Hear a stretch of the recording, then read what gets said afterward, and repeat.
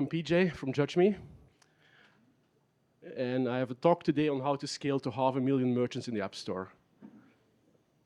We have support teams in Morocco, Vietnam, and Brazil.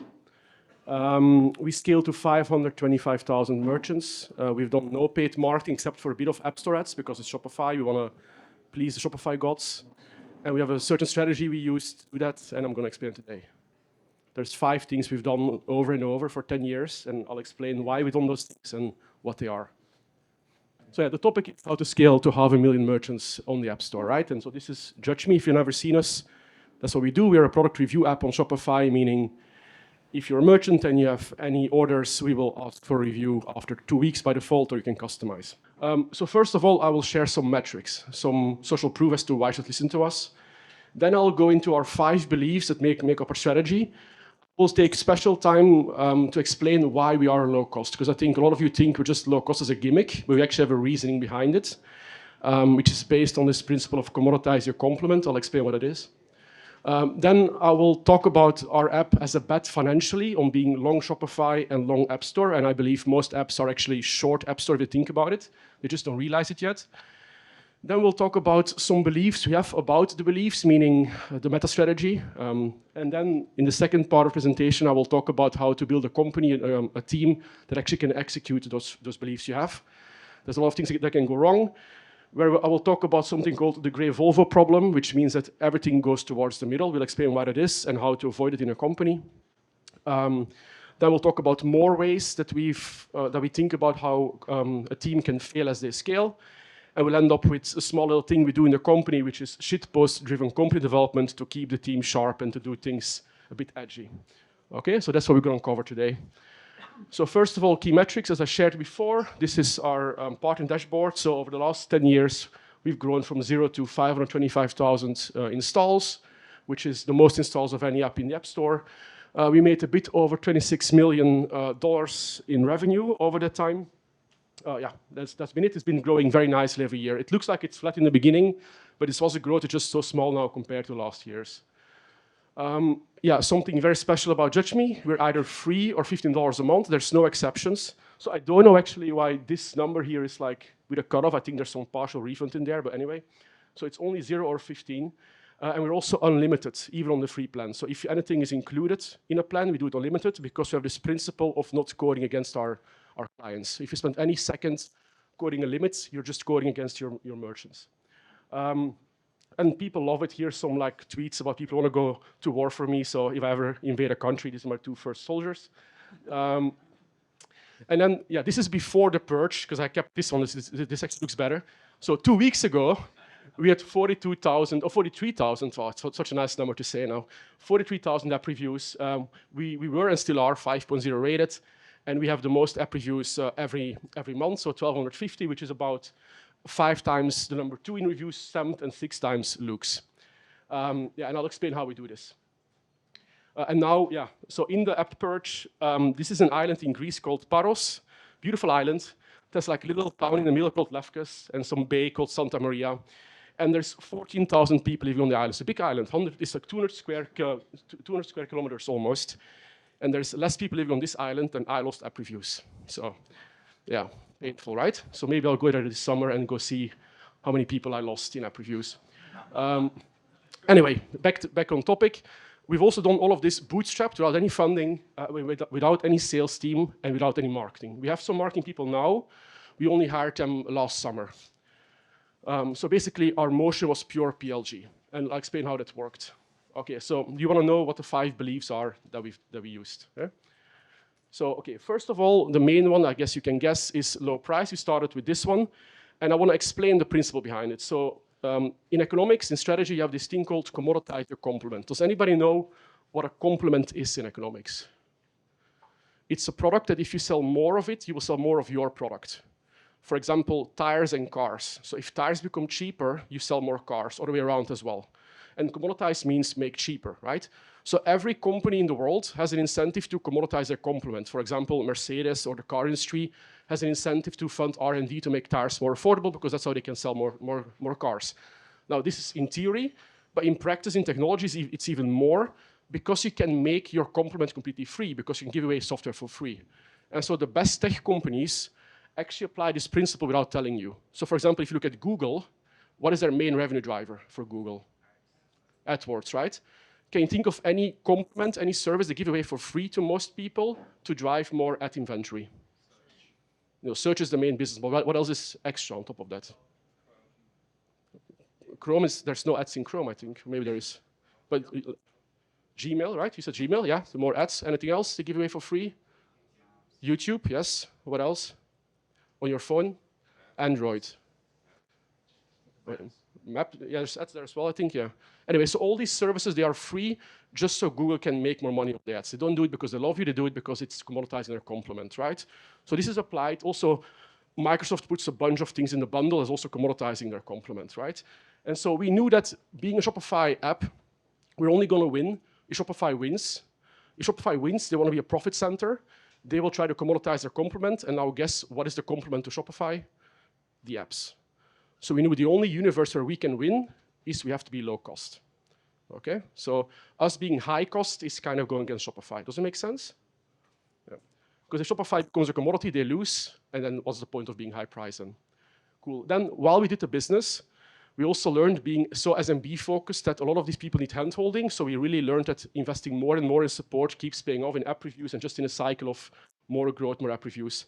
So now at the moment, out of 71 people, we have 40 in support. Despite all the AI, all the automation, we still have 40 people on top of that. So we answer within seconds, 24/7, anything, email, chat, and it just works. I think especially for a review app, because we're dealing with the front end, we're changing how the team looks. It really is, it's very nice to then be there straight away and then get an app review. And sometimes even like really small merchants blame us for other bugs in other code because some JS updates and they think it's us because we changed the store last, visually, which is actually a good thing because now we can solve it and we can get more app reviews. And then the third thing we do, also special compared to most SaaS companies, we do all the use cases. So we don't have an ICP. So most product companies, they will focus on the best merchants, let's say the scaling one, the Plus store. We, by default, go for everybody because we want to get the entire market. So we have to also serve a dropshipper in Thailand, not just only the Plus store in America. So we do actually more software. And we stay within reviews. So obviously, most of the apps that have any success, any traction, they will start to cross-sell a suite to make a quick extra buck. We don't do that, so we can maximally integrate with everybody else. So we really focus everything on how do we stay number one in just reviews. And the way to do that is to basically work with every loyalty app, with every email app, and so forth, not just do our own version of it. Until all the email apps, of course, make review. That's another question. But anyway. So as you can see, compared to normal SaaS, we don't increase the price. We overinvest in support. We spend way more in % of revenue on support than a normal SaaS. And we spend way more on software. We have more use cases. We have no ICP. And also, we don't make the easy cross-sell revenue. And then since last year, we added a fifth factor to our strategy, which is Epic Compliance, because we got like 4 emails or something threatening us, do this, or we're going to delist you or derank you. I think we all got them last year, right? Compliance teams were very angry last year. So now we just have Epic Compliance. We just overinvest in it. So those 5 things we keep investing in, and those are things that stay the same. Like I think Jeff Bezos at Amazon said, invest in things that stay the same. That's how we look at this. You can never go wrong investing in those things. Does it make sense? No? Cool. Okay. And so now if you look at this financially, right, I think all of us, we know that we want to win if Shopify wins, but I think too few apps in the App Store think about how can I make the App Store win. Because in my opinion, if you go against those 5 beliefs, you actually go against Shopify App Store. If you increase the price, you make the App Store worse. If you go App Suite, you make the App Store worse. If you do less support, you force the actual support on Shopify, you make the App Store worse. And so by not doing those 5 beliefs, I think most apps are actually short App Store. They go against the App Store, but they are trying to gain from Shopify. And so if you want a high ranking in the App Store, you must do things that actually benefit the App Store. And that's what we try to figure out. Does it make sense? Yeah. And so effectively, we have 2 clients. So in a company, if you want to win, you have to have a product and a go-to-market. We don't have any marketing team. But basically, for us, from the product, the merchant is the client. But for the growth, the go-to-market, Shopify is the client. And we do things for Shopify. And they give us the high ranking in the App Store. That's our free marketing. That's our marketing. And then but on the product side, of course, the merchant decides with app reviews if you're a good product or not. So we have kind of two clients at the same time for two sides of the company. Okay? And I think most apps don't invest enough time thinking how we become the perfect Shopify app partner. Cool. Maybe it goes back to this quote of JFK, like if you think about what the country can do for you, you're doing it wrong. You must think what you can do for the country, and Shopify is our country, you know. So do things for Shopify. Cool. Does it make sense? So now, okay, we have some beliefs as well about how to think about those strategy we just explained. So there's 4 things I want to stress here. So one thing is that having a strategy, having beliefs is like being a race car driver. If you drive a car around the track, the more you steer on the wheel, the like slower you go around the track. So you don't want to have too many beliefs, because every belief is like making a turn on the wheel. If you have too many, you go slow, but if you miss a turn, you also crash. So you want to have the right amount of beliefs, but not any more. That's ideal. So, because you can think, oh, if I have to have beliefs, let's do 17 beliefs. No, you want to make sure that you have just the ones you need. Some other thing we also always say in the company is that everything is a power law. So once you identified something that works, like let's say low cost or great support, you can keep investing more in it. So there's no point questioning, is 4.9 support good enough, or is maybe $25 also good? No, like lower price is better, better support is better. So once it works, doing more, it's like black and white thinking. There's no point trying to figure out in an Excel sheet what is the right amount of investment. That's what we believe. Also, if anybody plays poker here, like we think in general in the market that most companies overinvest in things they can track in an Excel sheet. So for example, a sales team is hired and then 6 months later you have a payback period or a paid marketing campaign. And those things work, of course, but everybody does them, so they're oversaturated. And most companies don't invest enough in these indirect bets, for example, those 5 factors, and then hoping or betting on getting a high App Store ranking in return. So I cannot tell you what ROI is on my last support agent or my last dollar in cutting the price down to $15, but I do know it works in the right direction. It's correctly direct, I don't know exactly the return. And so most companies needing venture capital, they cannot do this, which is a good thing, because I'm bootstrapped, so I can do things that they cannot do. And so I'm more likely to find the return in things that they don't do and I can do on my own. Does that make sense? So me playing the VC game without VC money would be stupid. So I think it's actually a good thing that I cannot track my returns. And then if you read Peter Thiel, 0 to 1, he says that every good company is built on secrets, and basically our secret is we're not a SaaS company. I mean, technically we are, of course, we charge by the month, but we don't think like a SaaS, because if you think like a SaaS, you go like, have to go up market, have to go sales-driven model, whatever. But if you start from, I'm a Shopify app, and that means A, B, C, D, E, that's a different way of thinking. And so we started from that principle, and I think too many apps in the App Store in the last 10 years has just spent too much time repeating SaaS best practices, and that's a mistake. Because Shopify is so big, and they want to commoditize it so much, they want to make it so affordable, that overrules everything else. Because all SaaS thinking works if you are a profit center. We were not. We're a commodity. Cool. And so, a side effect of doing it this way, having the low price, because we have to, because of the market dynamics, is that because we have so much consumer surplus, meaning there's more value in the software than we charge for, that is the marketing as well. So we could also save on marketing expense, because basically our software is like giving away free money. If you stand on any street, any corner of any street with like a $100 bill and give it away for $15, they will come find you. You know, you don't have to do marketing. So if you just provide value, especially in Shopify App Store, it's so liquid, it's so competitive, so efficient, people will find you. So again, another savings in complexity. Cool. So that was basically the strategy and how we think about those things. But then, of course, you have to be able to implement it. And as you scale a company, a lot of companies tend to become boring and like stale and gray and in the middle.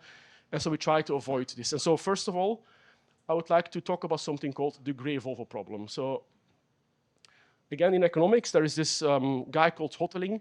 And it's a little story. Imagine you're on a beach here. There's like a beach like this, all houses like this, like every 10 meters. So like a father, mother, 2 kids in every house, the same houses. There's like 100 houses like this on a beach of like one like kilometer. And you arrive as the first business owner in this little village without just one beach. And you're going to sell ice cream. Where do you put your ice cream shop on this beach? Left, right, middle, where do you put it? In the middle, right? To have all the customers. Now, if you have a second ice cream shop, where do you put it? On the edge? No. Where do you put the second ice cream shop? In the middle, right? Why in the middle? because you have half the market, right? If you put in the edge, you only have a part of the market. And the third, where do you put the third ice cream shop? Close to the middle. Now it starts to depend a little bit on how like walkable people are, but basically this explains how in every area of the world you have city centers developing, because people go to the middle. Like employers go to big cities to find employees go to big cities to find employers. It's the same for everything. You have like no restaurants anywhere, and then suddenly you have like 5 in one spot. You know, happens everywhere. So cool. Why do I explain you this? Well, this also applies to other things. So one thing it applies to is car colors. For example, this is car colors, I think in US, from 85 to 2015. And what you see is as people became more rational about buying cars and looking more at lease price than resale value, they basically bought less colorful cars. So green and yellow went out, blue is smaller, and people have more black and gray and shades of gray, basically. People go to the middle if they care more about resale value. If the market becomes more competitive, people go to the middle, basically. And so what now everybody drives is this, you know, a gray Volvo hybrid SUV. Nothing wrong with it, but also very, very boring, right? So nobody, when they're a kid, wants this car, but we all end up buying this when we're adults and rational. And so we call this the gray Volvo problem, because everything goes to the middle. And so how does it apply to hiring people? Well, a lot of people, if you hire for experience, which you want to do at some point, they've learned the common practice in the industry. But you have to ask yourself, which common practice is not, for me, the best practice? So for example, for us, the way we do product with low price and great support, and also all the use cases, no ICP. If we hire product managers and we have people with common practice, they will hate it. So we have to really teach them, no, we do things differently for this reason. And so you have to really know where the gray Volvo doesn't apply to you. For most things, you can be gray Volvo, right? I mean, you buy clothes, whatever, it's gray Volvo. You can just be like everybody else. But you have to define, your beliefs define where you have to be different in your organization. We spend a lot of time trying to train this, and we really had to like replace people sometimes because they just can't handle the fact that we are different in some things, especially on the product side. So anyway, yeah, to us, that's the biggest problem. I feel like if I step away from day to day, I'm always worried, will people go back to the common practice and become gray Volvo and start to raise the price behind my back and start to lower the support and stuff like that, you know? And so anyway, so how do we enforce these beliefs day to day to make sure that we actually commit to those beliefs? Well, as I explained, we have those 5 beliefs, like low prices, epic support, all use cases, stay within reviews, meaning all integrations, and do great compliance. And we've defined one way of thinking here. If the belief can be enforced by one person in the company, we just have one nerd. So for example, low price, I mean, I can just say no every time they want to raise the price, and we just me doing it, right? You cannot raise the price without my approval. I never approve it, done, right? Same with compliance. We have one guy called John that we hired. He really loves compliance, and he's just like a really good guy at this, a really InfoSec nerd. He's just on his own, so we just pay him well, and that's it. But for epic support, because if you have only one hire, you can find one really guy who believes in what you're doing, and then you can just be done with it. But if you need an entire team of support people, like 40 support agents, or like, I don't know, 30 people in the core team to make all the product and all the integrations, the more people you hire, the more you can risk having like the gray Volvo problem. So there we have internal markets. We pay bonuses to move away the common practice to our best practice. So how we do this, for Epic support, we really care about app reviews. So obviously we do an app review bonus. For every 5-star app review in Shopify, we pay a bonus to the entire team.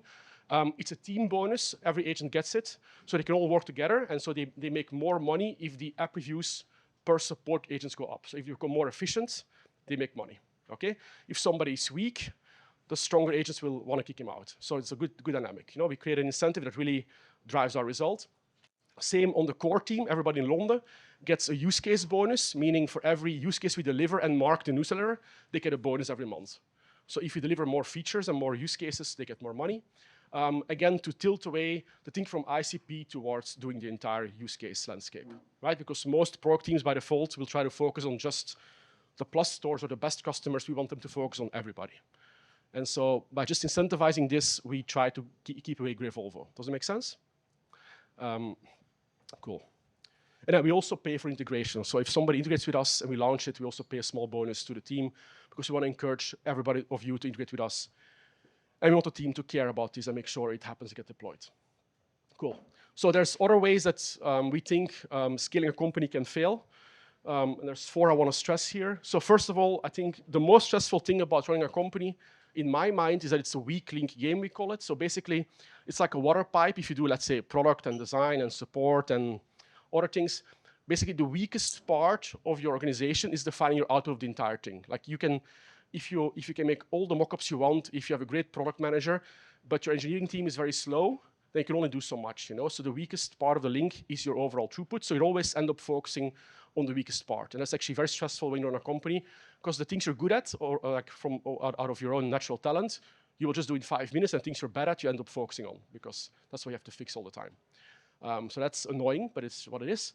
We also believe very strongly that communication goes up exponentially as you scale a team. So actually the formula is between n people in a team, the number of communication links is n times n minus 1 divided by 2. So basically, if you double the team, you almost go 4x in communication complexity.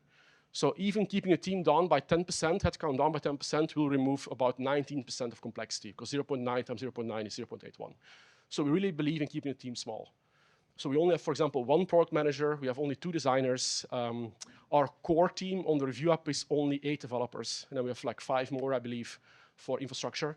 So we have a very simple company, right? You could easily argue at our scale we should have like 5 product teams, but it just makes things more complex. So we keep headcount down. A third thing we believe companies tend to fail when they start to become the dominant player is they start to undervalue the risk of competition. So we look at our competitors as like the snake pit in the basement. So people want to take our position in the market, of course. And when companies are small, they look very shitty, basically. I mean, but basically every month we look at all the competitor data, and if somebody grows faster in store leads, we look at why this is. And so even if the app looks crap in like 99 of the different aspects of looking at it, if they're better at one thing, we will understand why that is and actually respect it and make sure we cover it off. Because the way I look at it, it's like small little snakes in a basement. If you leave them alone for 6 or 12 months, they're going to eat each other. You have one big snake left, and you have a real competitor. But if you kill them off quickly, nothing happens. So, but because most companies, I mean, honestly, if you watch it in your team, people will like trash other competitors, especially if they're small. But if you do that, you risk a big snake. So that's something we try to correct for.